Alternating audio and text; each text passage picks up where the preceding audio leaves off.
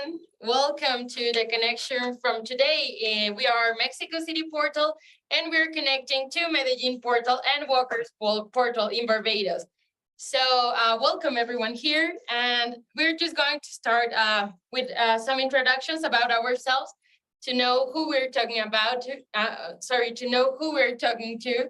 But first, we're going to start speaking a little bit about the Global We project. So the Global Grid Project is a project that it's in the UN Life Museums, and it's about trying to create the largest conversation around climate change and social justice in all the world. And for that, we're using these amazing portals. So welcome, everyone. Welcome to our guests that are online. Please let us know your comments, your doubts, anything that you want to ask. We are here to answer that. And today conversations will be about biodiversity and climate action from a biodiversity perspective. So we're going to be speaking about that. And as I was saying before, we're just going to start with some introductions in which we're going to say our name, what are we currently doing, and how are we feeling today, okay? Okay. So we will start here in Mexico, then we will jump to Medellin, Colombia, and then we will go to Walker's, Barbados, okay? All right. Great. So I'm going to start over here. Hi, everyone. My name is Carla. I'm one of the facilitators here in Mexico City Portal. I'm a psychologist, an environmental activist, and also a researcher. And today I'm feeling super excited to be in this streaming. Hello, my name is Yela. I'm also one of the facilitators here in Mexico City Portal. I'm a language interpreter, and today I'm feeling very happy and very excited. Thanks. Thank you. Well, hello, everyone. I am Diego. I am a renewable energies engineer. I'm also a climate activist, and I'm really happy to be here today. Thank you, Diego. I'm Rene. I'm very happy, but believe me, very happy to be in Mexico City. I will not tell me my history, but I'm a filmmaker. I do films with immigrants, animations, and also I am an artist, multimedia artist, and I do a lot of floating spaces in different cities around the world. Awesome. Thank you so much. Awesome. And Medellin, if you want to go next. Yeah, thank you very much, guys. Nice to meet you, everyone. And I am Dani. I am one of the facilitators here in Medellin, Portal, Colombia. I'm an architect, and today I feel really happy and very curious about to hear about the biodiversity in Barbados and Mexico, and what can we share scenes from Medellin. And what about? Hi everyone, my name is Mar. I am the other facilitator here in Medellin, Colombia. I am a biologist, and today I'm feeling really happy to learn about all of our biodiversity here in Latin America and Caribbean. Awesome. Thank you so much. Hi everyone, welcome to Barbados Walker's Portal. My name is Beverly Ashley Payne. I am the portal curator here for the Museum of the United Nations UN Life Project, and I'm also a beekeeper here on site at Walker's Reserve as well. So thank you, Carla, for getting us started. I just want to say everyone, our facilitators, our guests here with Mini Portals, as well as you, our guests who are live streaming in terms of the audience. Thank you all so much for joining us. And let's get started about biodiversity and why is it so important. That's our main topic for today. Why is biodiversity so important, and how does biodiversity equal a healthy environment? So our topic for this month is what makes you hopeful? What gives you hope? So I'm just going to open that question to everyone within your respective portals, as well as you, our guests. You can comment in the comment section below, and we will answer your questions as soon as possible. Okay, so what makes you hopeful? And I guess I'm going to choose Diego. Yeah, thank you. Well, hi again to everyone. As I said, I am a renewable energies engineer, so I kind of know more the technical part or all of the technology and stuff that we are doing, into the climate action. But take care of the biodiversity is really, really important, because we don't only can take the technology out there, we have to have the consciousness about the impacts that we as humans, our society and technology is having around the world. And I think that we as engineers also have to we have to keep that in mind, And I think that I'm hopeful, because I think that from my career, I have some colleagues and other researchers that we're looking forward to make this like energy transition, but in a more not only green way, but also in a more sustainable way. There's new like projects like agrivoltaics that it's a mix from agriculture and photovoltaic energy. And there's kind of projects give us like a path to a different world. And I think that with that we can unite not only technology, but also technology with biodiversity to take climate action. And so, yeah, that's what I'm hopeful for. Thanks. And what about you, Rene? What makes you hopeful around biodiversity, and why do you think biodiversity is so important? Well, actually, I have working with a lot of communities, then take care about the video. Yeah, the biodiversity. Of his places. That made me so happy because when you see the people is like a really working together, you can see the actions, how become better for everything. So I guess then for me, the things that make me happy about the biodiversity is when I see the society take actions to do something about it. Oh, thank you so much. In your case? Well, in my case, I would say that meeting people throughout this project, it's amazing because you always learn something new. And I've been learning so much from interesting people who really knows about what type of a strategies mortals like me who are not activists or are not like really inside of all this world. We learn what to do in order to make a change in our surroundings, how to inspire not only ourselves, but our families, friends. And those type of actions create a huge impact on the world. So that's something that really brings hopeful to me.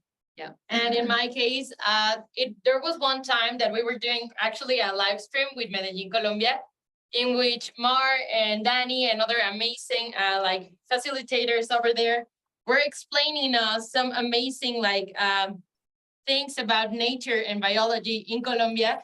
And I always feel like when I know new things, I'm like, oh, I get very excited. And sometimes I think that people in general, we're all very ignorant with biodiversity and with animals and with nature in general. So for example, Bev, you can also relate to this because, you're a beekeeper. So you know that people, a lot of times we're ignorant in some areas. So we tend to be afraid of animals or afraid of nature or afraid of certain things. And I think that's one of the reasons why people are sometimes like being cruel to animals or to nature or to other things because they don't understand. We don't understand or we don't get the entire information. So I would love to hear your opinion on that. But what makes me hopeful is like having these spaces in which we can get the information in a dynamic, funny, interesting way, because it really makes a difference, right? When you're not just like in a classroom, like, learning it, just in the classic way. When you're doing it, like learning in a dynamic and funny way, it's amazing. So that time when I was learning from Mar and Danny and other facilitators at Explora Park, maybe you guys can also speak more about that. When we were learning about it, it was so cool, because it was funny and dynamic. So that type of things make me hopeful, actually. And I don't know, Deb, you want to go into this? Yes, of course. Thank you so much for your perspective, Carla, and all of you in Mexico City as well. I'm really excited to hear about Medellin Portal. Mar and Danny, like, what's your perspective on that? Like, what makes you hopeful in terms of biodiversity? But for me, example, as Carla said, I'm a beekeeper. And unfortunately, bees are so important in our ecosystem in terms of biodiversity, but yet they're so easily overlooked. A lot of people just see them as pests or insects, and they're killed indiscriminately by persons out of fear, or maybe even through agricultural practices such as pesticides and herbicides. So for me, education is extremely important in terms of protecting our ecosystems and protecting biodiversity, protecting these really, really important creatures. And this program, like this conversation, this connection is so important for that, because it gives us as people who are protecting the environment a platform to share that information with others, in a really interesting, as Carla said, dynamic, but down to earth way, so that people can truly understand that the information reaches them where they're at. So I'm very hopeful and grateful to the Global We Project and all of our sponsors and partners, say for example, MIT Cortical, Shared Studios, IKEA Foundation, Wired Barbados. I'm so grateful to all of them for allowing us to have this initiative that we can continue to share all of our knowledge and learn new things as well. Within the portal, sometimes some really, really good ideas just pop out of nowhere and we're like, hey, how we never thought of that, I like to call it our little thinking tank, our little thinking portal, where we connect with persons all across the world and we actually arrive at solutions that are applicable in not just Barbados, but in all communities, So yeah, Medellin Portal, what are your thoughts on that, and what makes you hopeful in terms of biodiversity or just the environment in general? This will be like the first time that I answer this question related about hope, but related with biodiversity. So I will say that what makes me feel hopeful is education, because even in this city, I don't know if Diego and Renee in Mexico know something about Medellin City. Have you been here? Yes, I have been there, and I was in the Explora Museum. Oh, Very really? beautiful. I Oh! really love it. It's a very big city. It's the second biggest city in our country, in Colombia. And we have this idea, this anthropocentric idea that the city is only made for humans.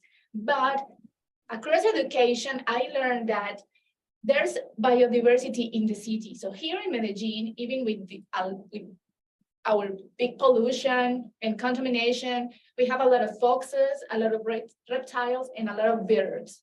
So actually, we know more about that because institutions like Explora Park make a big effort to educate our population and our population to know more about biodiversity in the city, not only in the countryside or in the mountains ranch and etc. But we have to share our space with other species too, because we need to change that idea. And this is the conversation. This is a conversation that can help. That can help helpful for that. What about more? Great. So I think diversity in general makes me hopeful, because not only from biodiversity from all species and cities and countryside, but also from the human perspective, also from communities, indigenous, Afro-Colombian, and also in the city, from the countryside. I think that makes me really hopeful. Also working with also communities related to the nature, because there are many communities in here that depend economically and also in their culture and nature. And that makes me really hopeful. And I think we have a lot to learn about them.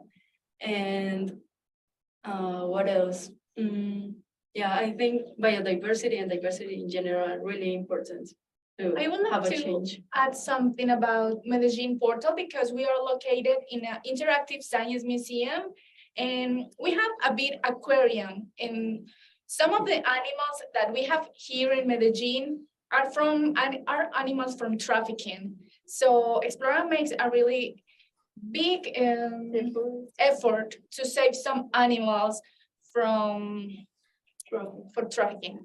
Wow, that's wow. amazing. That's very Yes. cool, actually. And I was just going to jump into that. Like, the first question, we can, still go into that, like what makes you hopeful. But the second question is like, if you have any story or any time in your life that you feel hopeful around, like it could be around anything, or it could be around biodiversity and climate change as well, even social justice. So I would just love to hear your opinions on that, since you're like in the very creative part and you're like into the renewable energy part. So what makes you hopeful? Like, if you have like any story of one time that you felt like that, I would love to hear it. So do you have it? Really quickly, Carla, before we go any further, I just wanted everyone to know that my guests have arrived. So just hope if you can stick a quick pin into that topic and we can keep that in our minds. So just wanted him to introduce himself really quickly, and then all of you just quickly introduce yourselves so he has an idea as to who he's having a conversation with, and then we can continue from there. Perfect. Hi, good afternoon, everyone. My name is Leroy Coppin. I'm an environmental science tutor at the Barbados Community College. So, but I've done a lot of work in biodiversity. So that's why Bethany, my former student, let's say that, would have invited me to speak this afternoon. And how are you feeling? Not bad. A bit tired this time of year, but lots of field work ongoing at the moment. But I'm here. Okay, so Great. we're connecting with Mexico City Portal as well as Medellin, Portal, Colombia. Okay. Okay, can everyone briefly just reintroduce themselves and then we can continue with Carla's question? Totally. So we can start in Mexico. Hi, my name is Carla. I'm one of the facilitators here in Mexico City Portal. I'm psychologist, environmental activist, and researcher, and I'm very happy to be here with you today. Hello, my name is Yela. I'm also one of the facilitators here at Mexico City Portal. And today I'm feeling very pleased to meet you all. Thank you. Hi, my name is Diego. I'm a renewable energies engineer and also a climate action activist and a scout. And so, yeah, I'm happy to be here. My name is Rene Hayachi. I'm an artist and a filmmaker. I usually work with I don't know, with biodiversity. Yeah, Biodiversity. yeah, some projects. Yeah, and also I do films about immigrants and stuff like that. I'm so happy to be here. Thank you, Rene. And Medellin. Hi, I am Dani. I am one of the facilitators here in Medellin Portal in Colombia. I'm an architect. I am a student of art, visual arts, and I feel very happy and very curious to learn more about biodiversity. Hi, my name is Mar. I'm the other facilitator here in Medellin. I am a biologist, and today I'm really happy to learn and share experiences and stories about biodiversity. Nice to meet you. Bev, and if you just want to, maybe he can start with the last question so that we can all, be in the same page. Our multi-question is about hope, and it is, what makes you hopeful? And you can just go into that, taking into account biodiversity and climate change if you want to, and then we can continue with the other question. Okay, so What makes me hopeful about biodiversity? Yeah, you can talk about it from a Barbadian Yes. perspective. But let's go straight into the our most current case. We recently rediscovered a gecko, like a lizard, a gecko species that we thought was extinct. wow. We recently rediscovered it in 2 locations, and the government of Barbados is currently trying to secure the site so that it won't be much interference from humans or from the predators. So that's what we're really looking at. We're very happy with that rediscovery. Okay, and there are other projects as well.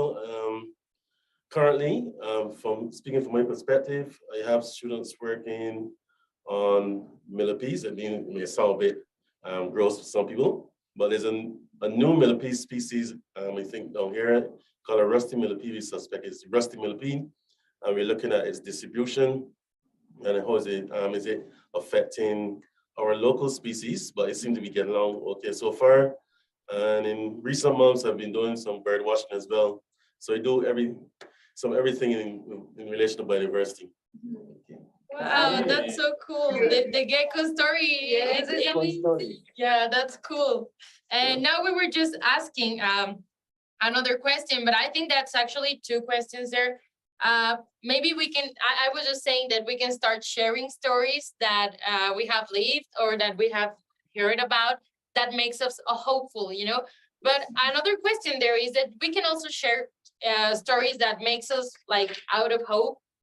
We can talk about that too, because it's happening, things that makes us hopeless around biodiversity. We can also speak about it because I think that it's important, at least in Mexico, right? We have some of them. So if you want to start over here with that, what makes you hopeful, a story, or what makes you hopeless? Yeah, do you want to? Yeah, okay. We're here in Mexico City, so the portal is in a large street called Reforma. And one bad thing that has happened like the few past months is that we're losing kind of our trees, I don't know, but the palm trees that they were like typically planted here in this big street. And it's kind of sad because that was kind of emblematic about Mexico City to walk through this big street and to see that kind of, maybe it was not itself biodiversity, but to see at least our plants and those emblematic palm trees disappear and actually being cut it off. It's kind of sad because then you say, well, yeah, I think it was because of a plague or something about that. But at the end, it's like, well, we cannot like put another tree there. And we have like this emblematic roundabout that is called La Palma, because we have like this big palm tree. And I think that during the pandemic, it was dying. I don't know if because of the plague or something, but it was kind of sad because it was like an emblematic point in Mexico City. And to see that cut it off, it was like, at least for me, it was sad because it was like, we have like these monuments and castles and museums and everything that we built up, but that was there from lots of years before. And I don't know, it was kind of sad. We were trying, well, not me, but the government in Mexico City was trying to put another emblematic tree there in the roundabout, but it died again. And so to see that, we cannot only say, we're going to put another tree here because it's not going to work, you know? I think that's kind of a message for me to say, we have to actually take care about our trees, our plants, as they were saying in Medellin, you know, we're like in a big city, but that's not mean that we don't have to care about biodiversity, you know? We, even in Mexico City, have lakes, we have some rivers, and maybe they're polluted. So we have to actually take care about that. And yeah, to consider our biodiversity in our big cities. And I have another story, but I think that I'd like to hear another stories before mine. So go ahead. Thank you. It was very cool. You want to share? Yeah. Okay, yeah, I usually also work with together Mexico City. It's like endemic animal, they call ajolote. So we work in like artificial lake in the south of the city because it's like used to be the lake part, then it's still alive. Yes, it's still like. It's still alive. So this we work in like a ecological project to educational, I don't know, ludic Yeah. relationship with the ajolote. So the government takes some ideas, but not everything. Yes. So work, that happened a lot in Mexico with some ideas. They take some ideas and they don't take all the ideas. So sometimes work very well. In some cases, like, I don't know, like, for example, with the other kind of endemic animals in the south of Mexico. But yeah, I don't know. Also, I work with the endemic frog from the lake of Titicaca, then between Bolivia and Peru. So we start like this kind of project, then was a kind of ecological tourist project, but also was like a floating museum about the frog. So we did it, but happened the same thing.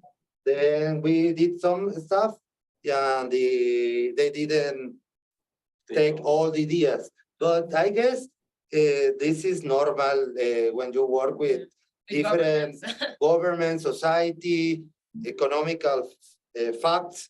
So you always, if you at least you get like a 40% or 20% of all the projects, I guess is enough. Yeah, maybe hopeful. But yeah, I would you like to see 60% or be more happy. Maybe the future. And in my case, I don't know. This story is about first being hopeless and then being hopeful. I was on a research that was about biodiversity, and it was comparing like the relationship that kids have with biodiversity in Mexico City and in a rural place from Mexico. And it was so different, you know, like the kids from this town called Tepoztlan, actually, they were like, the question we asked was like, what are you surrounded by and what animals do you know? And the kids in Tepoztlan, that it's not a big city and it's very close to nature, actually, they were growing like a lot of trees and a lot of different animals and a lot of people and a lot of things. And it was like, my community, we're all connected and we're all into protecting trees, and we love trees and we love nature, and you know, we love mountains and we love the river. And they were like yeah, telling these stories about nature. And then we asked the same question to kids here in the city, and all they were drawing was just like tall buildings and the city, and they were not drawing not even people. Like, and I think that speaks a lot into like the city way, in the city mindset, because we're always like just thinking about objects or buildings or trees, or we're not even connecting to each other as people. So of course kids are living the same experience, and it was very sad because the question was about biodiversity, and everything that they were drawing was just buildings and streets and things like that. So after that, that first part was very sad for me, and I was like, oh my gosh, I don't know, like a bucket of cold water. But after that, something great happened, that the kids in Mexico City started sending letters to the kids in Tepoztlan, and they were just exchanging like pictures, like, no, this is a wild bunny, and this is and the kids from Mexico City, they were so inspired by this nature that they were seeing in the pictures, that they started like telling to their parents, like, oh, I want to see trees too, like I want to see them.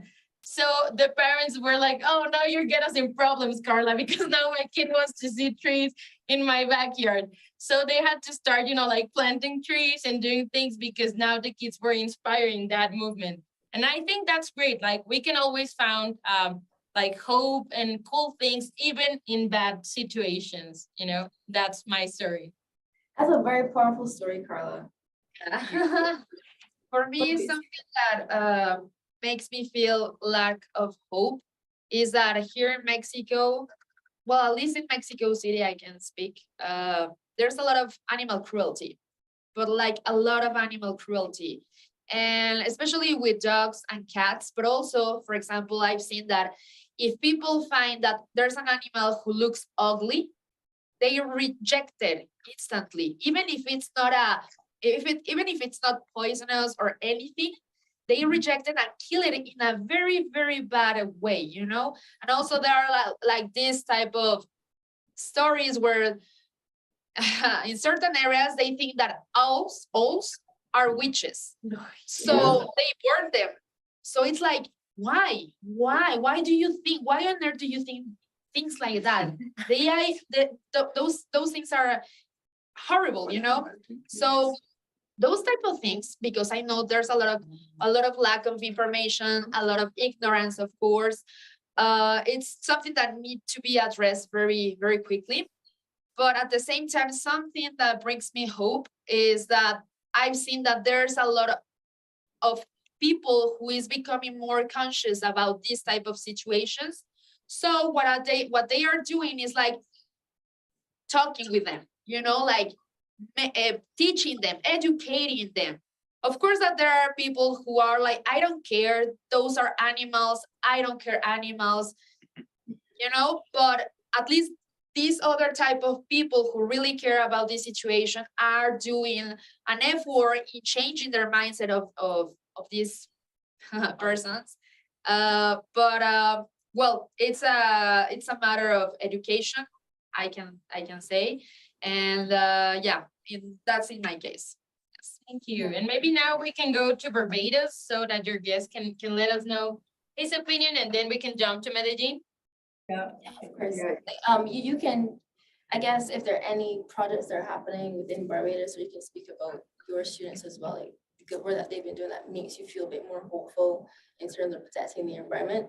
And also, I love the fact that we are sharing the contrast to that we're showing the both sides of the coin. So what is happening within Barbados that makes you feel hopeless in terms of the initiatives that we're trying to bring forward? Well, there's always the issue of fiscal development. Barbados, like any other country, is developing all the time, our structures going up, and with the population growing not as much as before, but there's still demand for land for different projects, not necessarily housing. It could be hotels or other structures. And in clearing the land, something you're losing species. And sometimes you don't always get a chance to see what species were there before the clearing has occurred. So I mean, every time you see, at least if it's a tree, it could be a tree that has in species that probably were living there. And the thing is, they're not, put it this way, There are scientists in Barbados, but there's so much to do, as you can say, in other countries. So there's only so much areas that we can study, and we want to study it thoroughly, but at the same time, development is occurring. So we're losing things as we speak. Right? So that's my main concern, the development of mainly clearing vegetation. That's a big thing. And the urbanization. Urbanization. Our Barbados is becoming very urbanized. Persons actually call Barbados the metropolitan of the Caribbean. So becoming very urbanized, and that was, if we go back in a bit of history, Barbados, was colonized in 1627, and in 30 years we lost about 70% of our forests for tobacco and sugarcane cultivation. So as far back then, we had lost biodiversity. There's some secondary forests that are regrowing, so there's a bit of, we don't know if it's a bit of hope because of some of the agricultural lands not being neglected. Secondary forests are now emerging, so there's a bit of hope there in that sense. But we lost a lot many years ago. Yeah. We've actually had a lot of animals go extinct in Barbados as well, as you said before. We actually had natural native raccoons. Yes, not too far from here. The last raccoon was about a mile from here. Yes, we had a Barbados raccoon. A specimen is still in the museum for the younger folk to see. Another thing, we had lost the pelican, the brown pelican, because we had reclaimed offshore island called Pelican Island in the 1960s. But last year I was sitting on the west coast and I just saw this bird from past me, and it was like a dream. I said, this can be a pelican, and I realized that there were 2 pelicans that came back to Barbados. And I've been speaking to other fisher folk, and they've been telling me that they're seeing them at sea. So hopefully they're slowly coming back. So that's a bit of, again, encouragement for us, the brown pelican.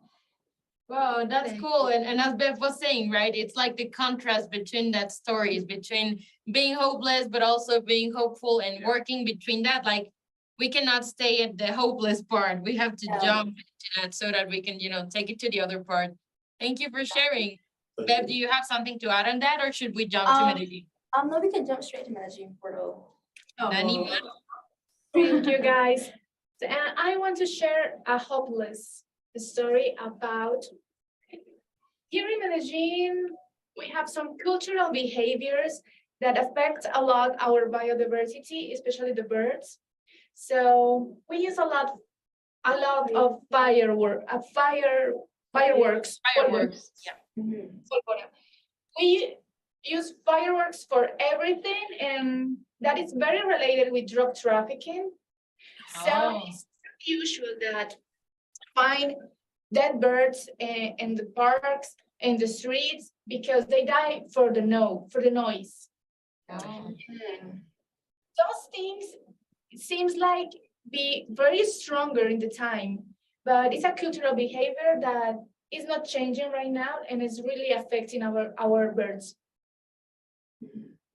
Okay, so I want to share a story. When I was working with insects, I worked with insects in the university in my thesis, and we were making research on paramos.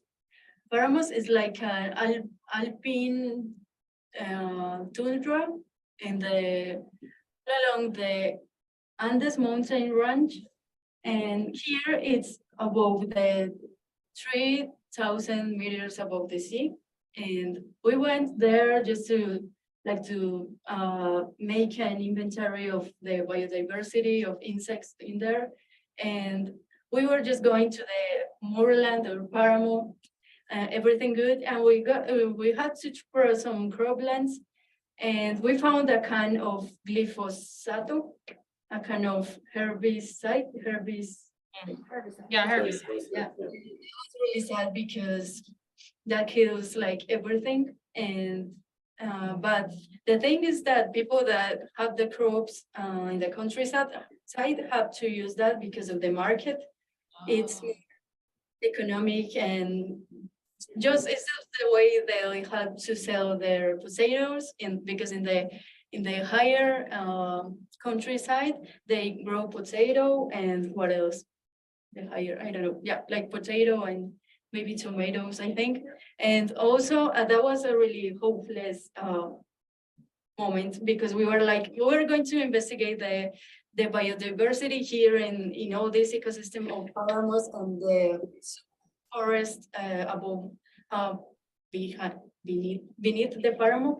And here in the base, they're just killing and it flowed like a river near the grassland, and all of that chemicals go to the rivers and to the little rivers which are quebradas, and that really makes me hopeful because we were like getting to know new species of insects, butterflies, flies, bees, but also we are really contaminated in the countryside.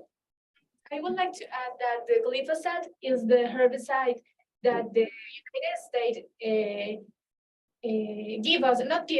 sponsor us for illegal plantations. So there's like deals between these two countries, Colombia and United States, but glyphosate affects too the farmers, affects the health of the families farmers. And there is no policies still for that, but we are trying to strike that herbicide because it's really affected the food, the insects, our plantations, kind And also in the the countryside. communities. And I would like to add other little thing too. When I was a child, I used to see a lot of insects everywhere. And Yes. in Yes. every land, and in every Yeah, in the land. car, like when you were driving, yeah.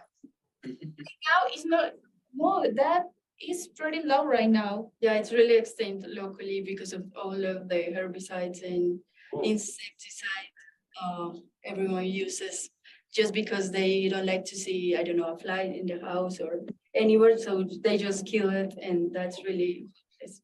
Also No. here in Mexico, in autumn, we used to see these maggots, like brown maggots with like flowers, yellow flowers all over their body. And they were beautiful, like really beautiful. I know that they were, if they, ¿cómo se dice? Bite you? Bite you. Pinch you, you can have fever because of that. But it used to be so normal to see them in autumn, but it has been, I think like 6 or 7 years since I don't see at all, like at all. And it's really sad, really, really sad. Do you remember those type of maggots, like worms? I mean, I don't know how to say it, but worms, they were black or blacky, yeah, black with yellow flowers all over The their body. caterpillars? Caterpillars, yeah, they are caterpillars, thank you. But they were black. But they were from butterflies or from flies? I have to. They used to become butterflies, but They're not here anymore.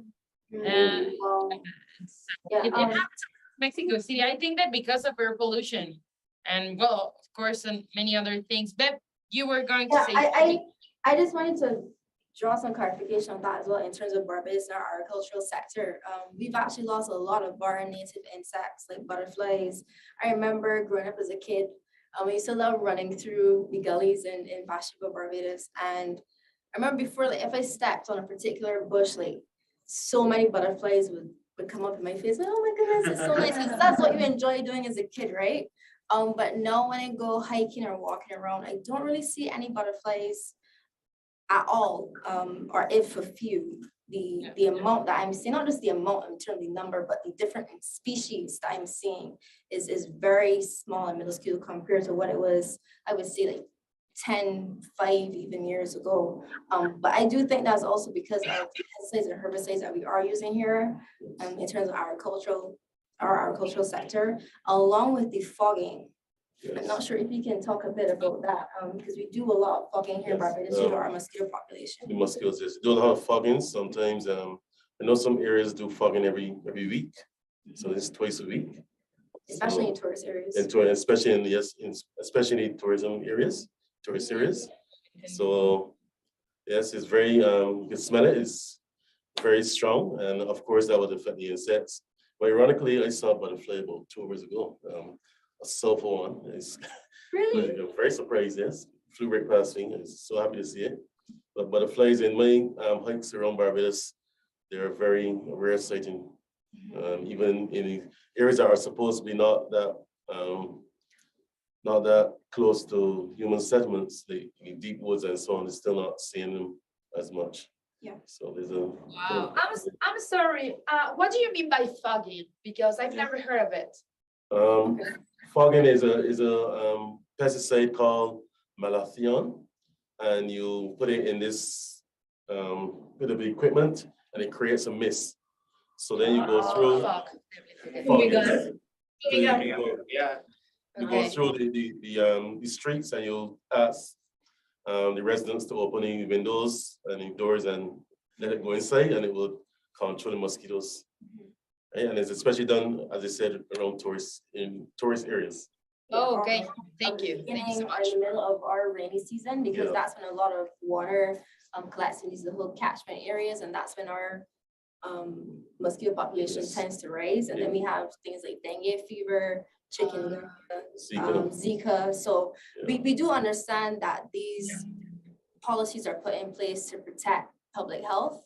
At the same time, it's still negatively impacting our health as well, because we are breathing in these Yeah. toxins. And I don't really think that enough research is being done as to how it's impacting us, because Barbados, we have a high percentage of persons with asthma. And I do think that could possibly be connected to those chemicals as well as the herbicides and pesticides, as well as the Sahara dust that blows into Barbados, because we are the closest landmass in terms of the Caribbean to Africa. So a lot of the Sahara dust does blow across this island. So I do think those are the reasons as well. But I still think that is predominantly the chemicals that's within the fog. And also the fact that we're losing a lot of our insects, a lot of our bees, because I'm a beekeeper, as I said before, and a lot of persons that actually lost their hives due to fogging, due to herbicides and pesticides, especially pesticides being sprayed on things like cotton, beans. A lot of persons have lost all of their hives. Yeah, and it's just very unfortunate that we are trying to solve one problem, but we're creating so many others. So my question is, how do we solve these issues in a sustainable way? Do you have a suggestion as to how we can do that?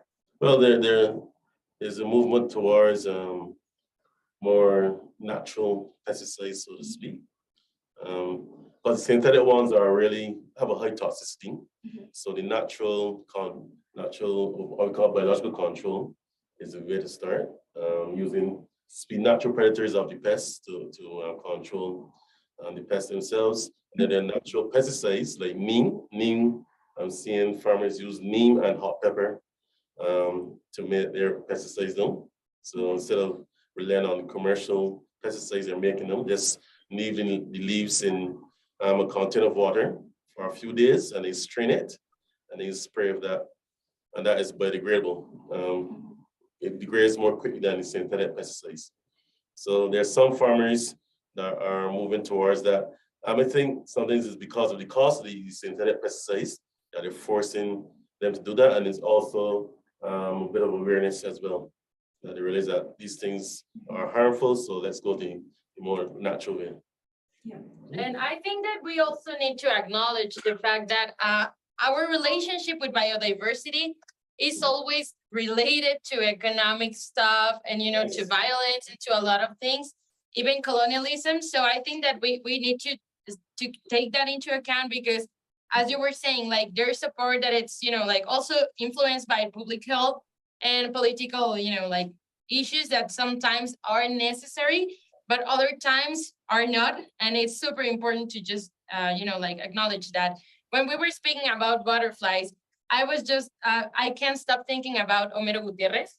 Yeah. You know him? Activists. He was a very Yes. famous activist that was killed because he was protecting the butterflies, but it's a specific type of butterflies.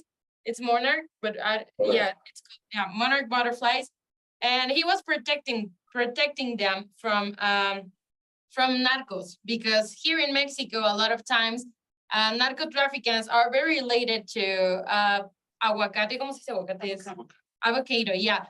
So and you could not think about that, right? Like, how is that related? But they actually go to spaces that are like protected or that are not like that they are very biodiversity rich, let's say, and they just start like killing all the animals there, and like ¿cómo se dice talar?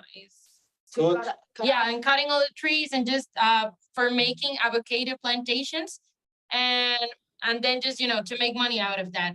And so Homero was protecting that land from these people, and then he got killed.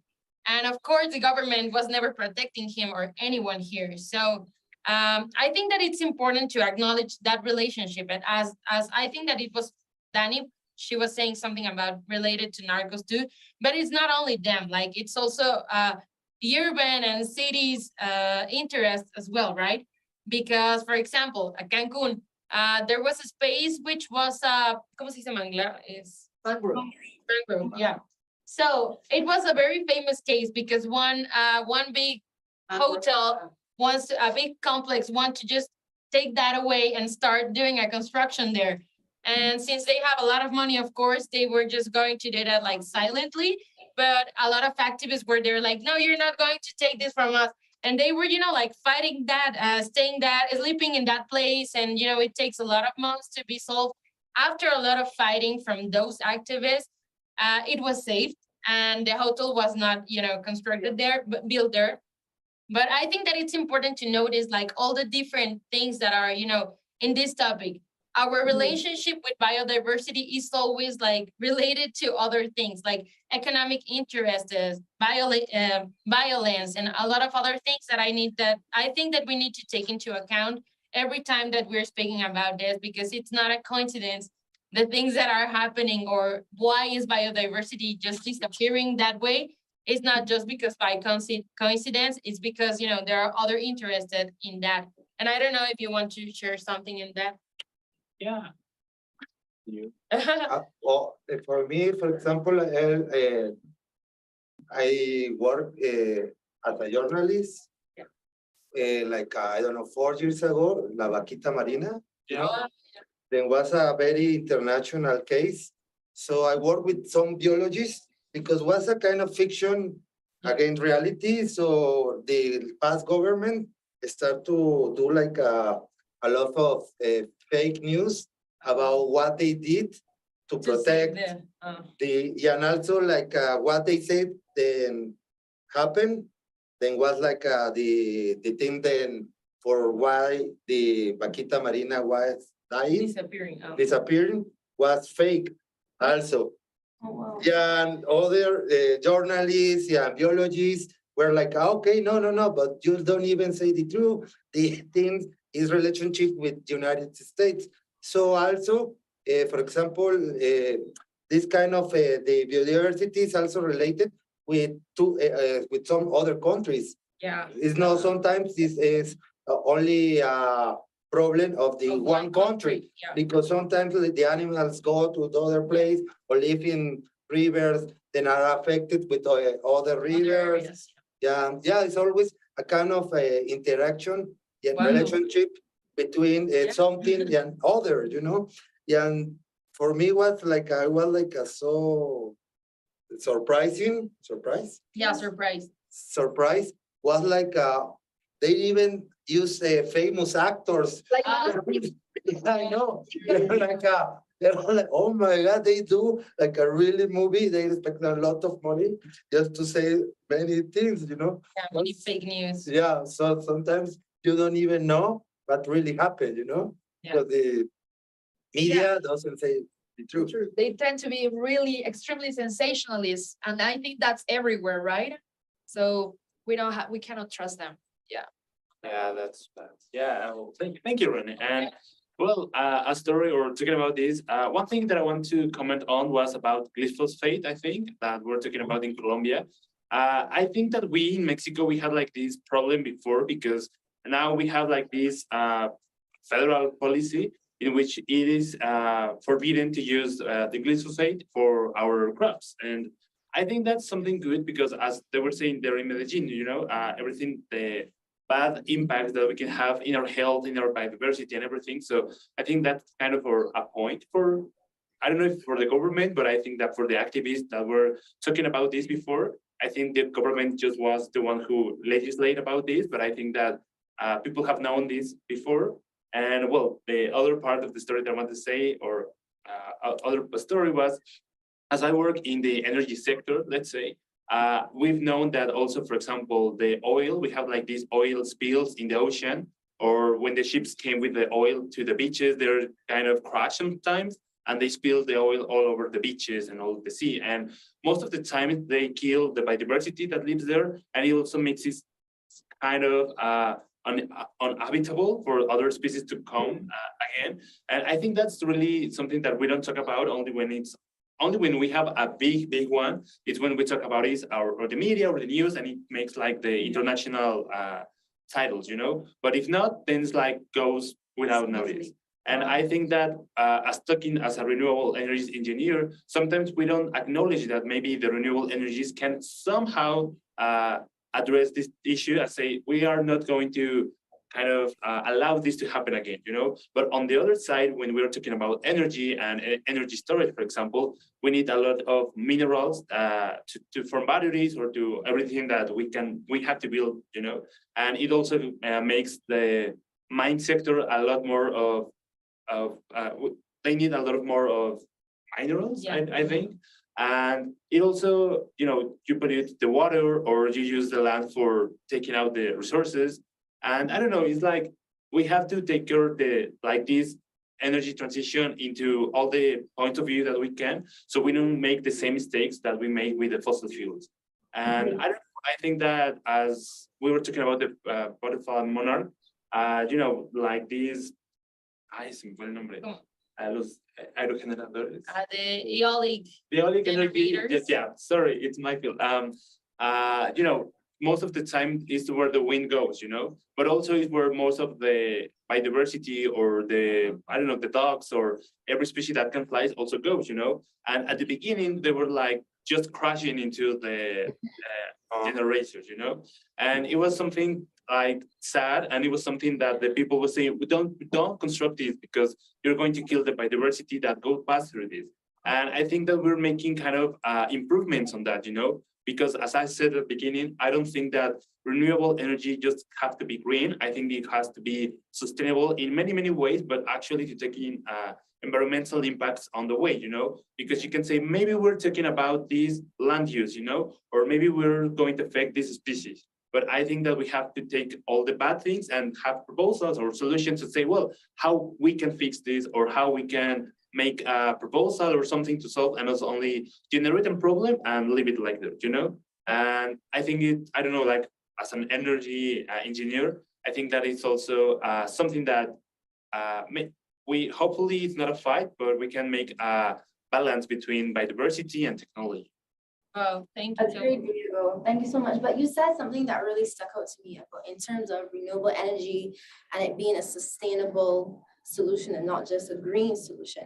Because in terms of Barbados, we have this initiative where I believe in 2050, we're trying to reach zero carbon emissions in terms of fossil fuels, which I think is amazing.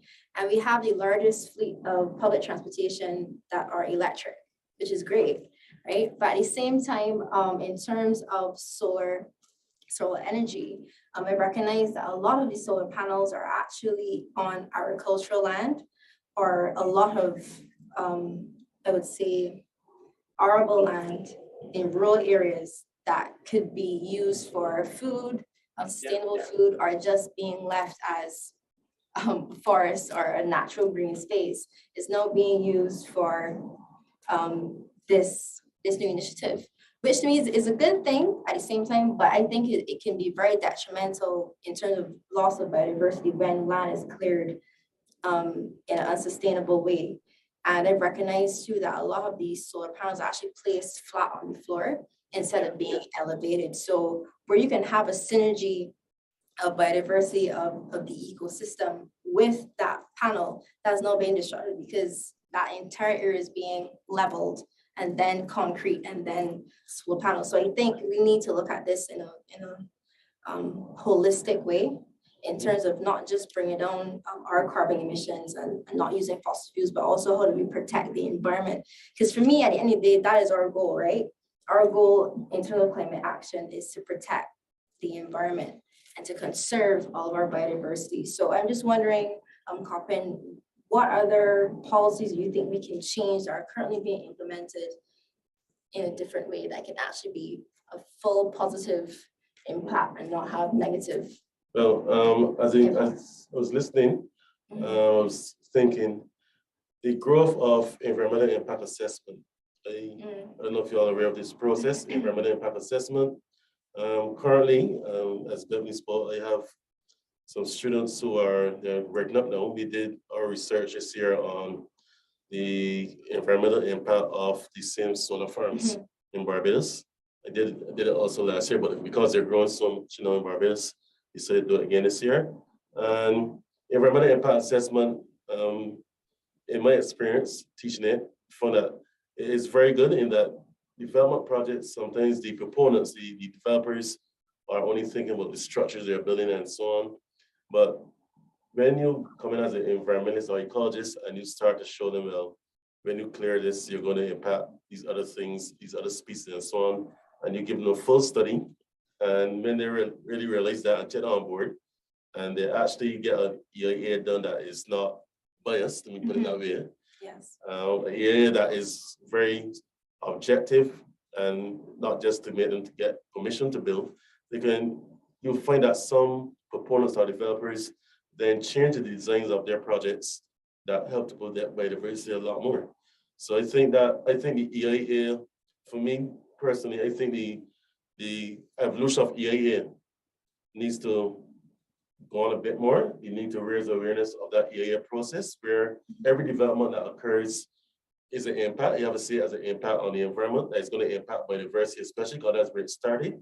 And every development needs to be subject to a full EIA, not even a limited one, a full EIA, where you can look at as much as possible how you can protect the species, mitigate the impacts so that there's a harmony between the development and nature. So I think that's the way to go. I think EIA is the way to go, honestly. I think everybody should know about it, actually. I'm a bit biased here, but everybody should know about it.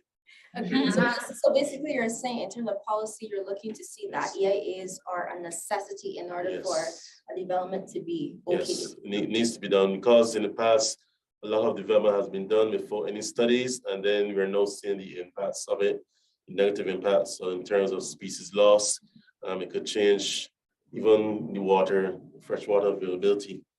All these things are, and even there's a project, as I say, we don't talk too much about the projects, so to speak, because some of the legal aspects to it. But it's currently a project that is potentially going to impact one of our freshwater streams.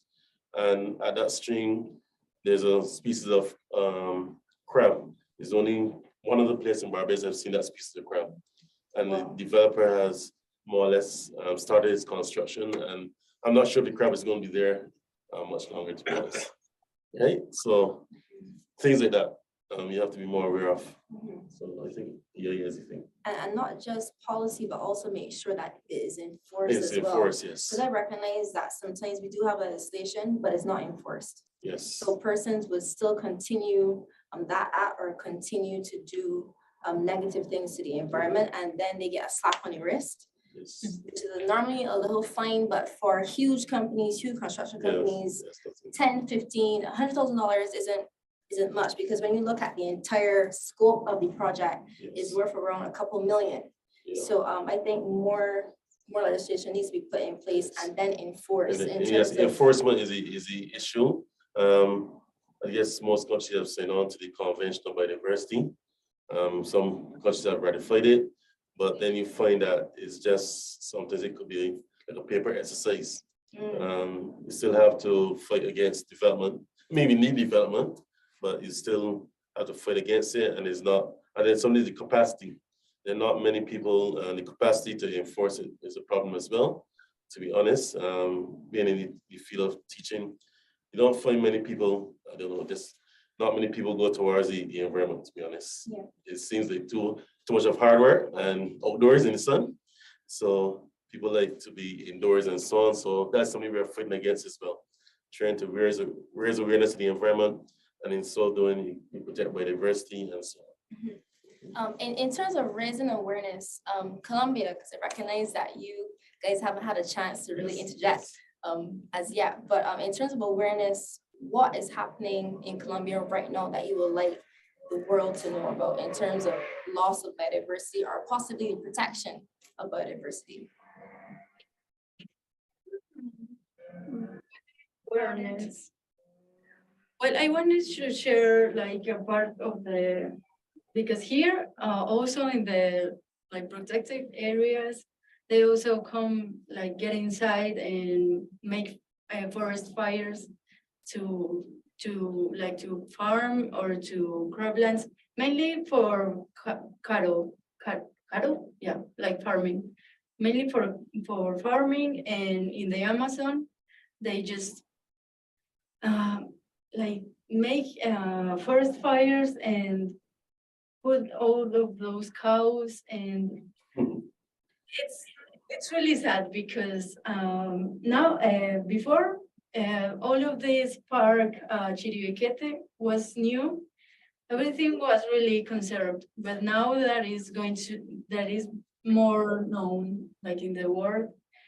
It's going, some companies like international companies are going there, putting cattle in there. So I think here we struggle a lot between conserve and getting to know like unknown places. And I think that's really, really sad. And mostly people in the cities don't know that. And I think they should be more aware. It's not only about conserving the trees in the city, but also the Amazon and the most faraway places. Also, as the dry forest here is really threatened because also of farming cattle, and it's really threatened right now. Like those forests are near the coast. Mhm. And That's right. Yeah, very forest, yeah. many biodiversity, unique biodiversity, Yes. such as osos perezosos, sloth, right? And some weird insects. I've had the opportunity to like compare the dry forest insects Very forest. forest. They are very different, and there are some endemic to the dry forest. And yeah, many people in the cities don't know that.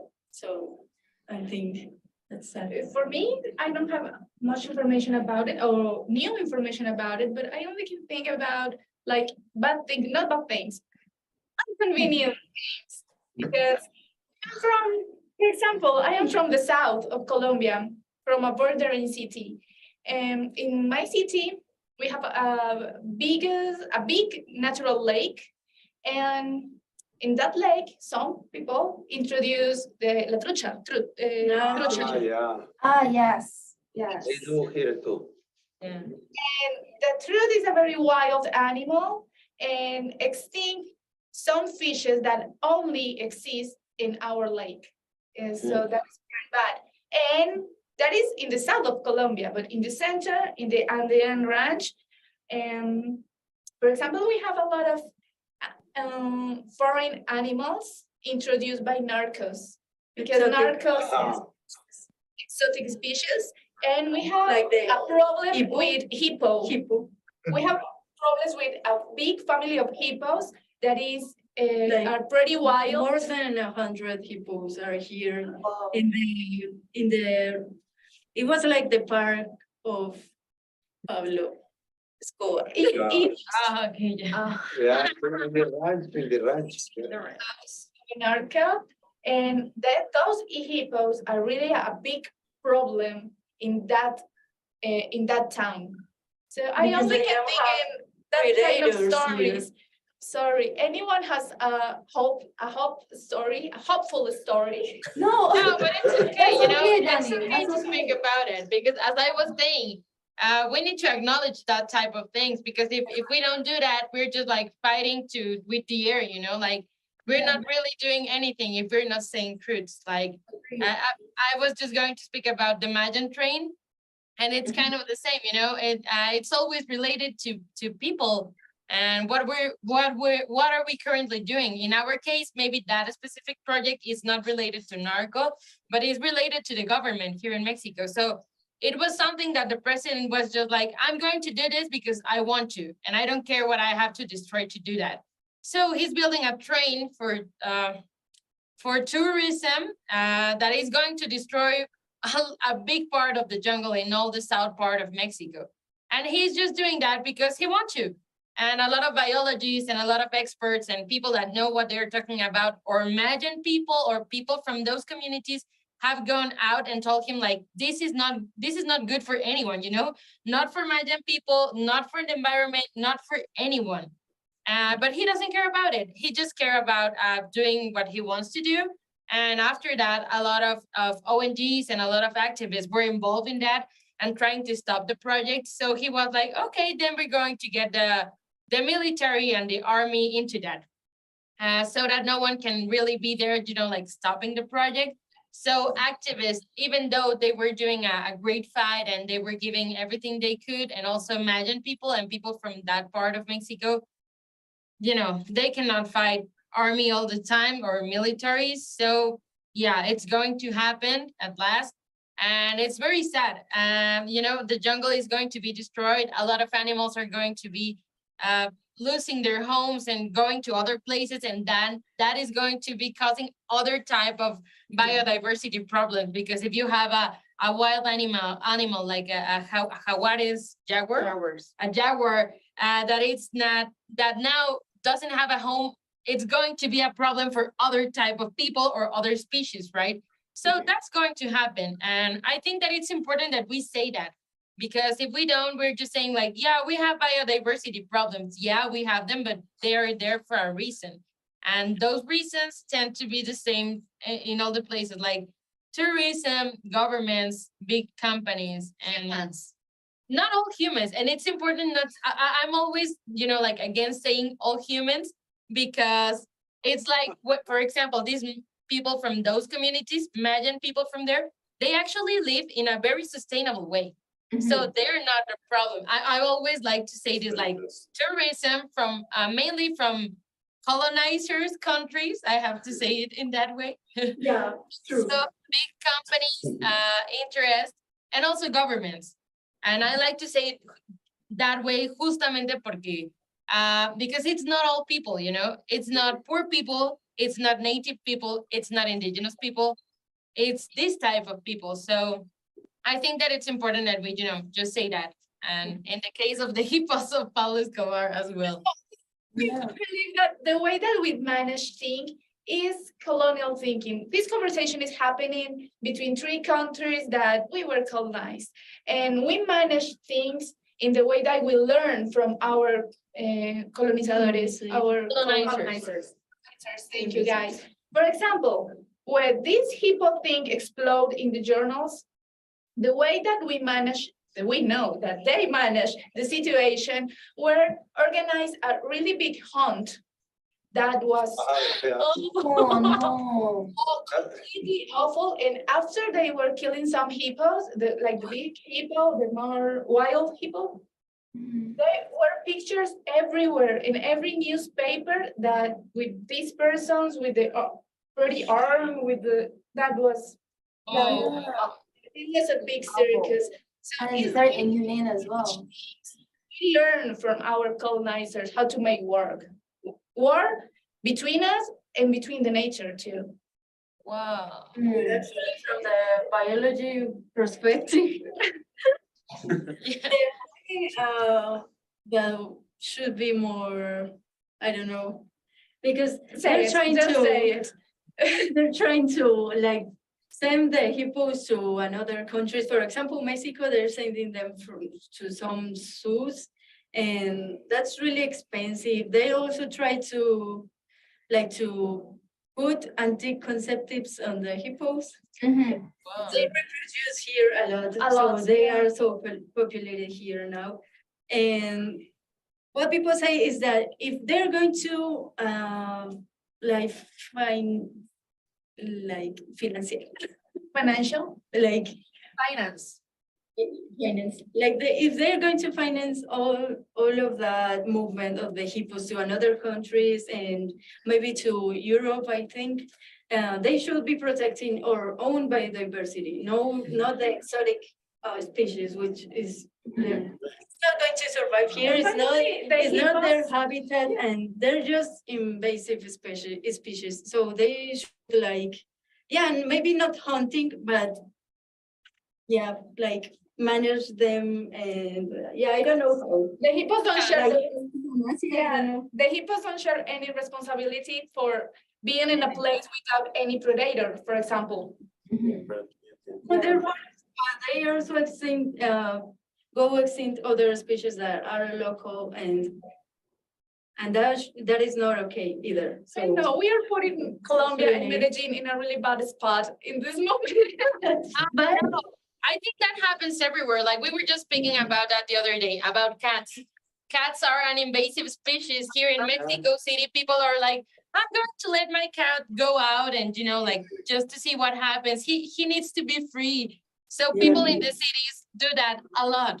And they are not conscious that that cat is going to kill a lot of endemic birds and it's going to do a disaster there. But people are not thinking about it. They're like, no, my cat, he should be free. And it's not like that. But don't you be like some regulations? I mean, like that happened in Australia, but in a huge problem with the rabbit, with frogs, because they put like one animal to kill another animal, another animal to kill another animal. Then become millions of animals, and all the endemic animals of the were dying, so it was like I don't know. I mean, in the north of Mexico, the narcos buy tigers. Yeah. To eat the persons. So, but there's a lot of tigers and the strange exotic animal. So like some city in the north of Mexico was like these tigers around the city. So the people are looking for them. Yeah, that is that happened many ways, and It's really crazy. What about Barbados? Do you deal I with was going to say that problems?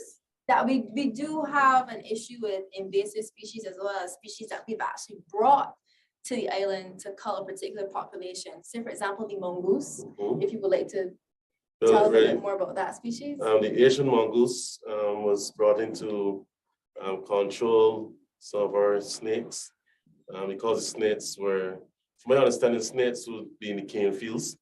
So before you cut the canes, you want to protect the cane cutters. I was hand cut back then. So the mongoose was brought in to control the snakes. I know they're very good predators, and there are not many snakes in Barbados, so they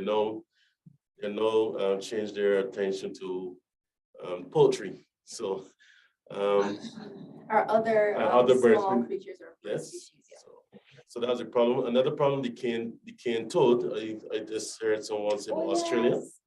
And the cane toad was also brought in to control pests in the sugarcane plantations. A very good predator as well, but no, it has spread. I mean, in Barbados, I don't think we really think as a pest. It's become part of us, but I know in Australia, I know they're trying to control it as well. On the coral reef is lionfish. Yes, lionfish. Lionfish is probably our biggest problem as we speak. I believe it came from the Gulf of Mexico as well. It came against the currents. That's what was amazing. Our currents flow from South America going up to North America through the island chain. But apparently that the lionfish came against the currents, some against the currents, and now is out competing and also preying upon our coral reef fish. So there's actually had a few bounties for it. Yes. Diverse. Yeah, including myself. Right. I would have actually participated in one of those dive hunts. So when Danny, you spoke about hunting the hippos, I felt a little bad because we also did the same with the lionfish, but at least we did it in a sustainable way. Whereas in this way we used it and we actually ate what we killed. So so at least that we were semi being sustainable. But the lionfish has actually devastated a lot of our, we call it pot fish, which is reef fish, like the parrotfish, the red snappers. A lot of those fish have been consumed because the lionfish basically, they're very gluttonous. Yes, They just they- consume and consume. The They older don't they get, stop. the more the more they eat. Yeah. And they're also, the spines are very poisonous. Mhm. So you have a species of scorpion fish, which is like a relative, not as bad, but eland fish is really, It's very poisonous. is very Yeah, poisonous. so some persons have actually, I don't think anyone has died, No, fortunately, but some persons have had to been rushed to yes. the medical facilities because they've encountered a lionfish. I actually almost stepped on one of these spines on the boat, and I was very grateful that I did not, because I don't know how that would have ended. Yeah, But what the lionfish do as well, they actually swallow the fish whole. yeah. They swallow whole. So when we captured or we use a spear gun, when we shot a lot of the lionfish, sometimes other fish actually swam out of their mouths and they were still alive. So we actually saved a lot of barley fish when we did that hunt. So those hunts happen, I would say, once every year, sometimes twice every year. But we're getting to the point where now the population is manageable now. But I also think that another fish or another marine species was actually adapted to consume the lionfish. Yes, and right, and what you find in something in nature, you have the exotic species coming, and for a period of time, they enjoy, I guess, being released from their predators from back home. We call it enemy release hypothesis, but eventually the local predators tend to like them. And the example would be our African, The African snail. giant African snail would have devastated. Hi, sorry, 1 second. I have another guest here. Who I'm going to allow to come in. Hi. Yes, come on in, come on in. Yes, sir. Hello. Hi. What's up, man? Yes, sir. Hey. Good, good. Okay, so this gentleman is Damian Hines, and I'm just gonna allow him to have a quick Oh, seat. Have a quick seat, and you can briefly introduce yourself. Yeah, that's fine. Yes. Okay, sorry, so, right, so eventually, we found that the African snail is not being controlled by a number of species, so the numbers are not really problematic. So that happens, sometimes nature takes care of that, sometimes fortunately. Okay. So, Hi, good afternoon or morning, wherever you are. Hello. Really like being here in this very new space for me. My name is Damian Hines. I am Barbadian. I'm a beekeeper. I'm also an agriculturalist. I do work with the Inter-American Institute for Cooperation on Agriculture. And I'm actually here on an exploratory mission, really to find out more about what this UN Live is about, to experience the portal, and perhaps share with you some of the areas that I work in. Yes, please. Thank you. I see we have Mexico. Yes, we are Colombia, connecting right, with we're- Mexico City portal along with. Let's make a quick introduction of ourselves. Names. So our names. So hi, Damian, nice to meet you. I am Dani. I am one of the facilitators in Medellin, Colombia portal. Okay, good. I am Mar. I am another facilitator here in Medellin, Colombia, and nice to meet you. What about Mexico? Hi. Oh, sorry. Well, my name is Sienna, and I'm also one of the facilitators here in Mexico City. Hi, my name is Diego, and I'm a renewable energy engineer. Hi, my name is Rene. I'm a filmmaker. Hi, my name there. is Carla, and I'm one of, the other facilitator here in Mexico City portal. And I have to say, guys, unfortunately, we're getting close to the end of the session. So I would love to hear if you can just share with us, like, what makes you hopeful. And after that, we can start with a round of conclusions and final comments, because I think we have an amazing conversation. So first, maybe you can share with us that answer, like what makes you hopeful. And with that, we can start doing conclusions, right? Yes, and a quick recap. Okay. Well, putting me on the spot. So what makes me hopeful? Ultimately, people. I think I have an abundance of confidence in people to actually make things work. I think we have a lot of abundance of talent, abundance of people with good intentions. And I think that is our main strength in terms of making things happen, making a difference. And that is perhaps the primary reason why I'm hopeful. In addition, I do think we have because of climate change and so on, and a lot of awareness that's taking place, we have a lot more people understanding the issues. We have real impacts. Of course, here in Barbados, as a small island developing state, we understand in a very real sense the impact of changing temperatures, the impact of increased rainfall and flooding and so on. So the reality, I believe, and the shock of what potentially could happen, I think is another reason for why I think we perhaps will be getting towards this place of balance or resolving a lot of the issues within us and understanding more about the advantages we have around us, understanding our environment a little bit more, because that is one of the things that this whole topic has led to. The greater awareness of our environment, the greatest awareness of our history, of our culture. And again, mixed into that, we coming out of the COVID pandemic. So awareness in general seemed to be heightened. And I think that is ultimately what makes me hopeful. Yes, Thank thank you so much you. for sharing that Thank with you for us. sharing that, Damian. Thank you. And really quickly, briefly, we spoke about the question you answered, what makes you hopeful in terms of climate action, biodiversity. And we also spoke about biodiversity laws within our respective countries, as well as what has been done to aid that or to combat those issues. We briefly spoke about green energy.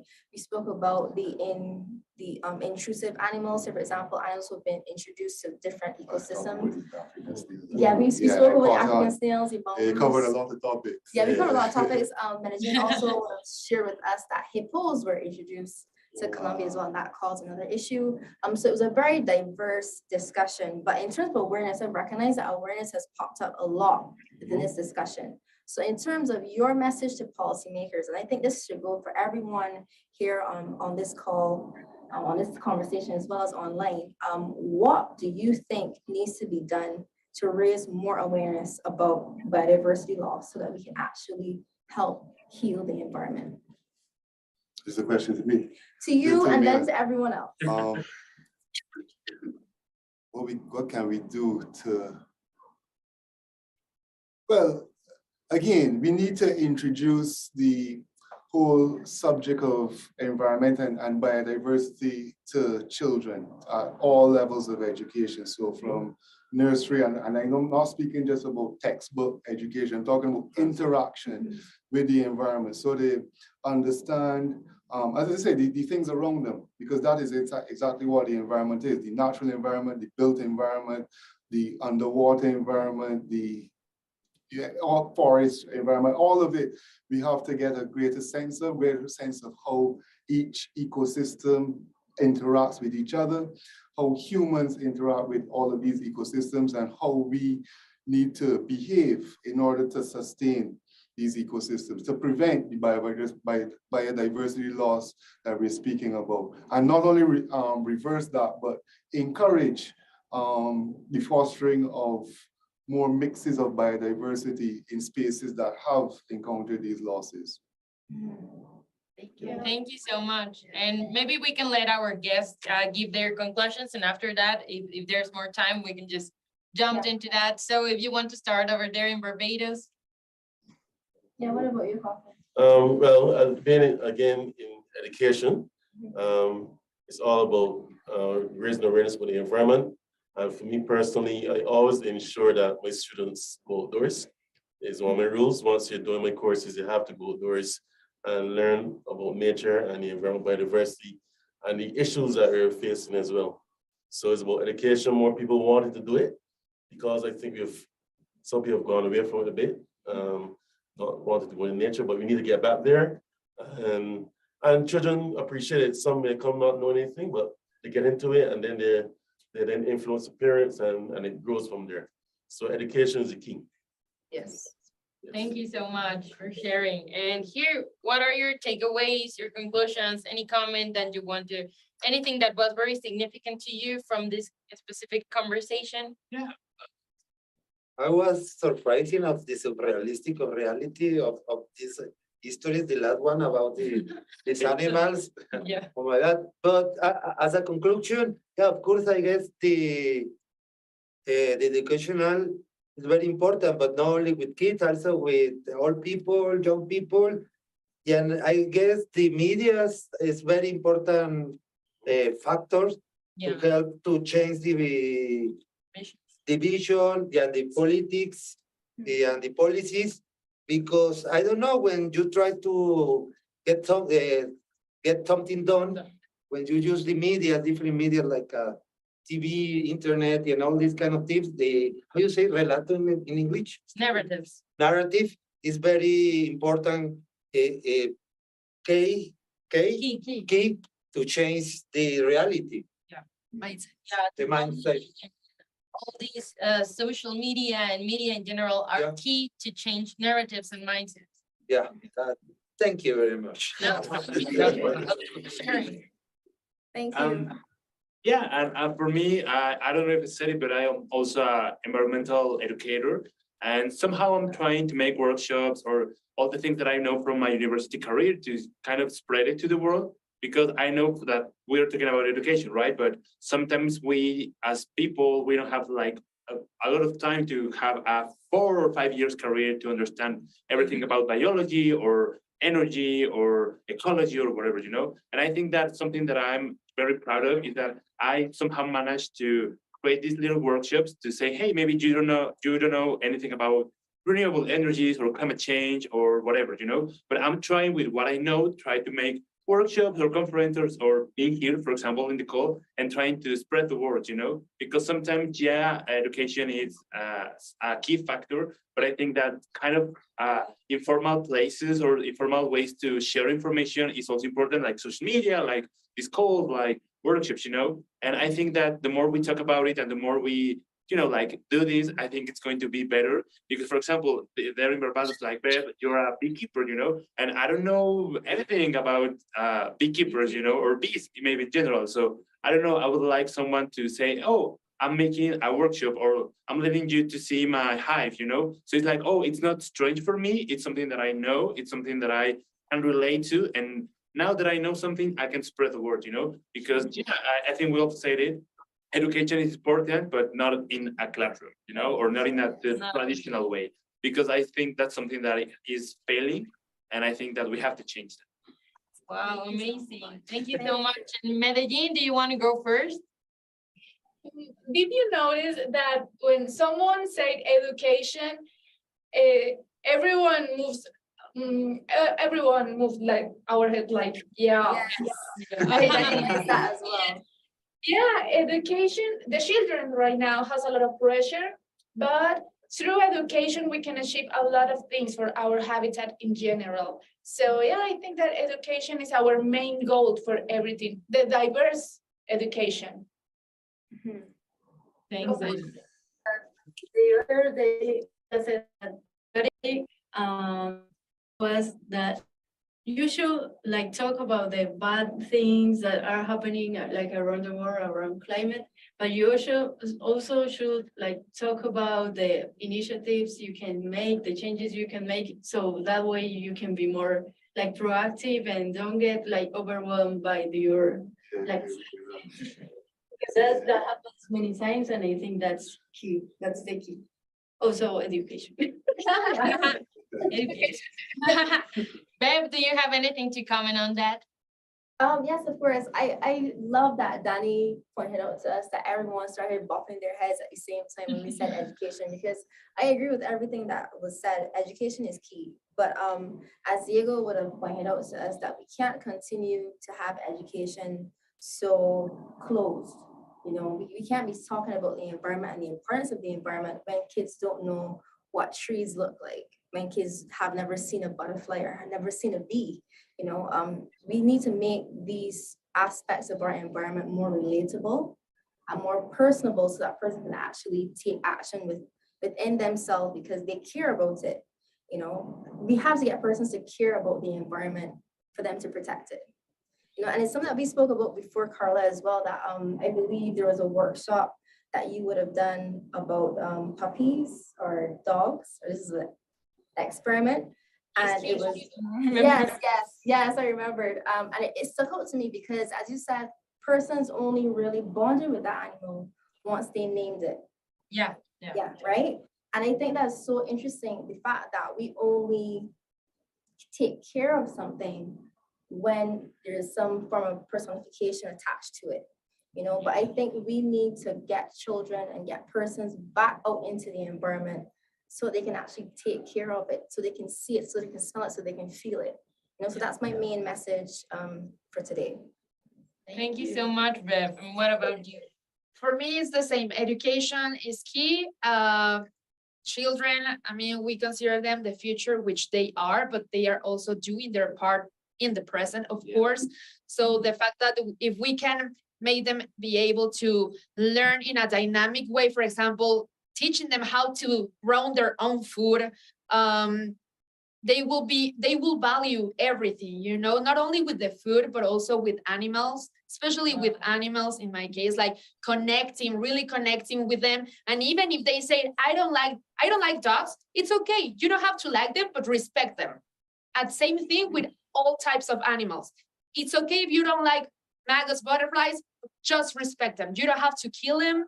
You don't have to bother them, you know, you don't have to be cruel to them, just respect. And another thing is to make people uncomfortable in a comfortable way, maybe, but make them feel uncomfortable all the time. Like, you don't like this, I'm so sorry, but that's how it is. Such is life, and you have to bear with it, but just be respectful, you know, that's on my side. Thank you. Drop the bike.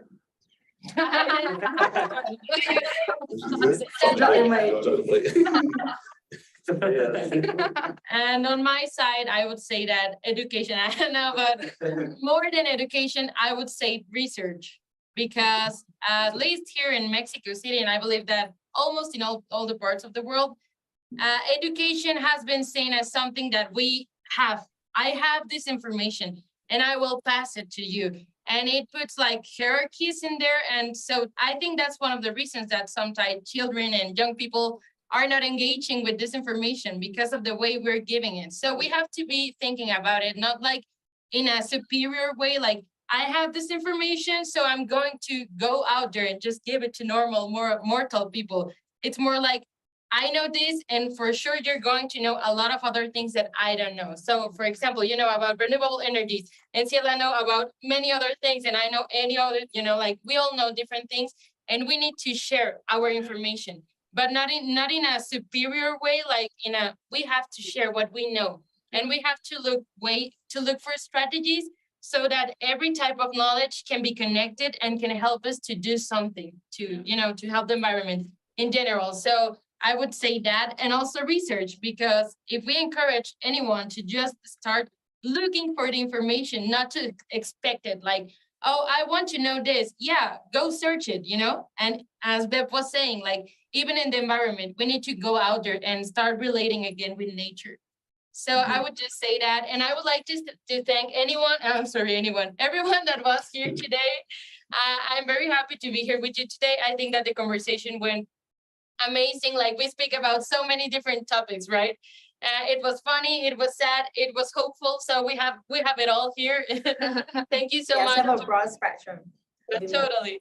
And also for the viewers there, if you want to comment anything, any question or anything that you want to share with us, conclusions, comments, please go do it, and we will see it after this. So thank you everyone again, and just I wish that you can have an amazing day and that you can do something to help the climate change. Well, I'm sorry, the fight against climate change or anything. Thank you so much, everyone. Yes, Thank you so much. Thank you so This much was for that, really, Clara. really lovely. And I want to say hi and bye to the mysterious mind behind Demian.